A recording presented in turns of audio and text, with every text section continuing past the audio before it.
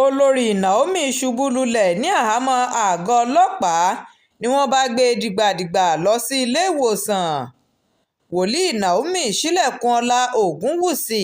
tí í ṣe olórí tẹ́lẹ̀ rí fún Ọọ̀ni ti Ilé-Ifẹ̀ ní ìròyìn ti sọ di mímọ̀ pé ó ṣàdédé ṣubú lulẹ̀ ní àhámọ́ àgọ́ ọlọ́pàá tó wà pẹ̀lú ìwádìí tó ń lọ lọ́wọ́ lórí àpèjẹ tí wọ́n pè nílùú Ìbàdàn níbi tí àwọn ọmọ kéékèèké ti pàdánù ẹ̀mí wọn.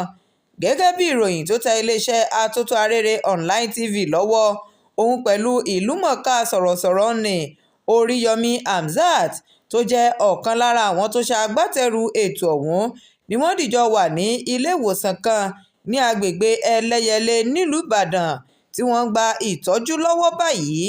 Ètò àpèjẹ fún àwọn ọ̀jẹ̀wẹ́wẹ́ tí wọ́n ṣe àgbékalẹ̀ rẹ̀ ọ̀hún ni wọ́n ń gbèrò láti kó àwọn ọmọdé tó ń lọ bí 5,000 níye jọ,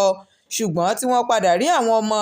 tó lé ní 7,500 léyìí tó ṣokùnfà bí ọmọdé 35 ti gbèkúrújẹ lọ́wọ́ ẹbọra tí ọ̀pọ̀ sì farapa látàrí àpọ̀jù èrò. Iléeṣẹ́ ọlọ́pàá ti fi páńpẹ́ òfin gbé ènìyàn 8 báyìí tí ọ̀gá àgbà fún iléeṣẹ́ ọlọ́pàá orílẹ̀-èdè wa Nàìjíríà sì ti fi ìfẹ́ hàn lórí ìṣẹ̀lẹ̀ náà láti ṣe ìwádìí fínífíní kí wọ́n lè rí òkodoro ọ̀rọ̀ gbámú.